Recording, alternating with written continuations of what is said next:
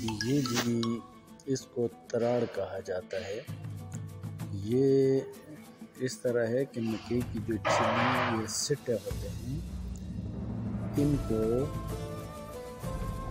ये मकई का जो पौधा होता है उससे हटाकर इसको किसी ओपन जगह में इसके ऊपर से जो छिलके होते हैं थोड़े थोड़े हटाते हैं, बाकी रहने देते हैं और इसको इसी तरह रख के लकड़ियों के दरमियान में फिर इसको आग लगाई जाती है।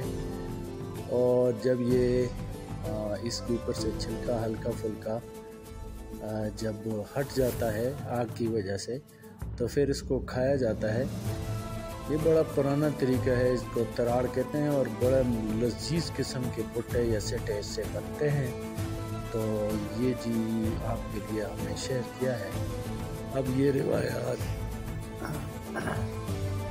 ख़त्म होती जा रही हैं, लेकिन ये बचपन में हमारे दौर में बहुत ज़्यादा ये होती थी। ये देसी